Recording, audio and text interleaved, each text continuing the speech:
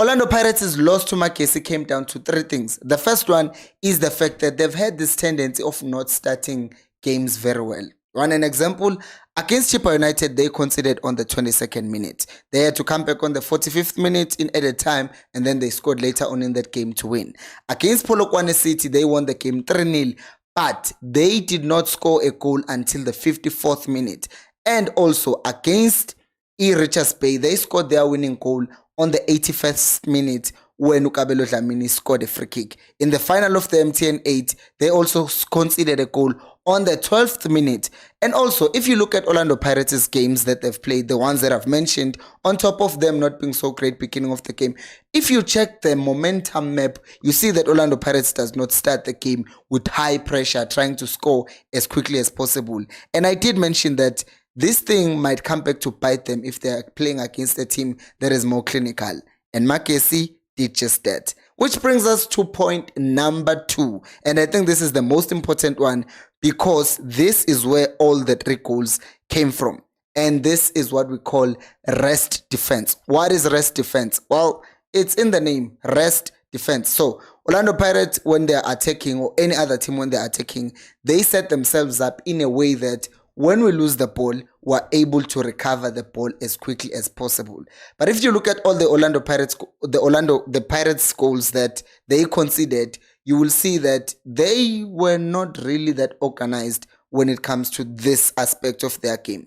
First goal, right? It's a corner kick. So naturally, Uhoto is on the right because in that case, Usaleng was taking in the corner and Uhoto is there available in case the ball is played to him so that he can cross the ball in again.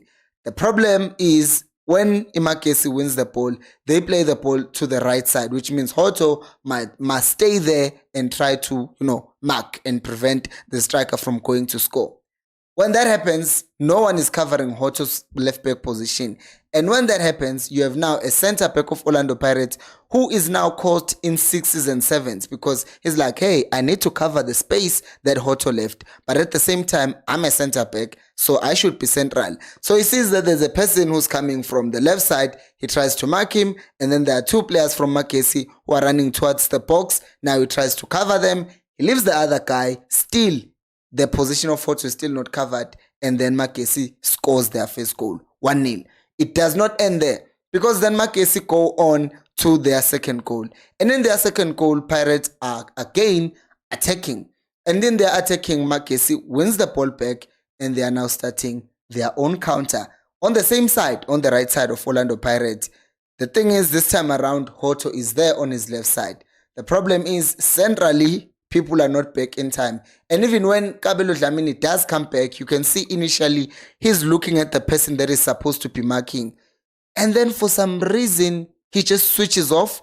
He forgets that he's marking someone. And now Hoto finds himself marking 2 people. And when the ball is crossed, and then it bounces off Sesane, and then it ends up being an own goal. But even if that didn't happen, just look at who is behind Sesane. There are 2 Magesi players who were ready to pounce if Sesane had failed. Not failed, if the ball had not touched to Sesane, right? So there were still 2 people unmarked inside the Orlando Pirates box.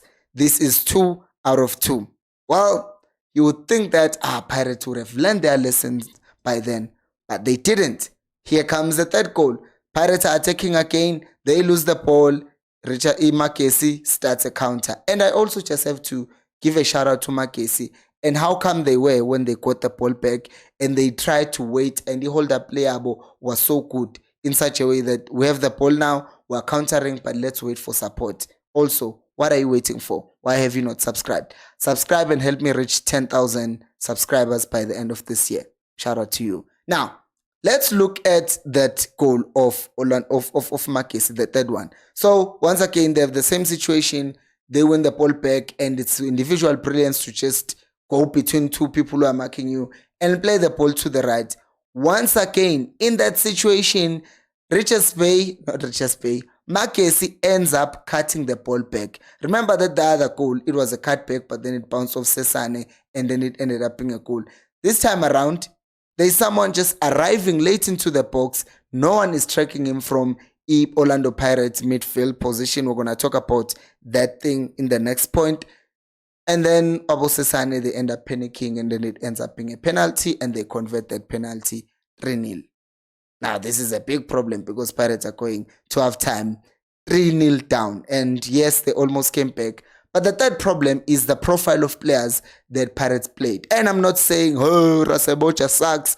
But let's start by comparing him to Makaula. Maketleni Makaula is like a through and through central defensive midfielder.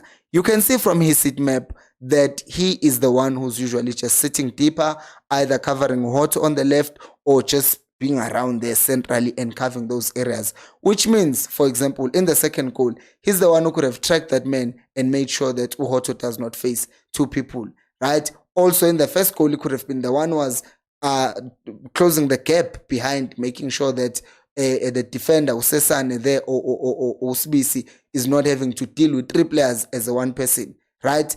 Ura Saboja on the other side, he's more of an 8. He's more of a, he has a defensive side of him, but he's just thinking about, let's go forward. Let's find a way of going forward. And that means defensively, he might still have some shortcomings if you compare him with Umakaula.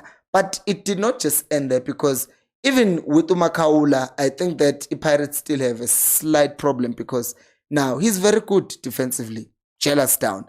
But then how much does he offer you going forward?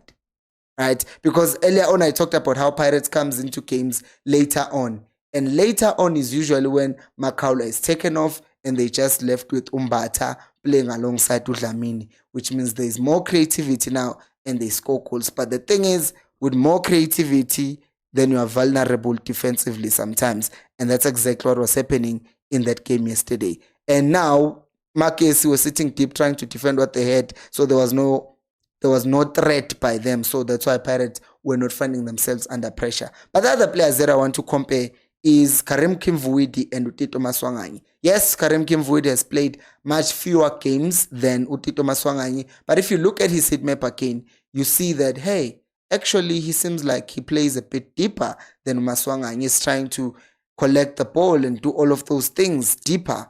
But you look at the heat map of Tito Maswanganyi, it's just all over. He drops deep, he's here on the left side, he's here on the right side, he's here centrally.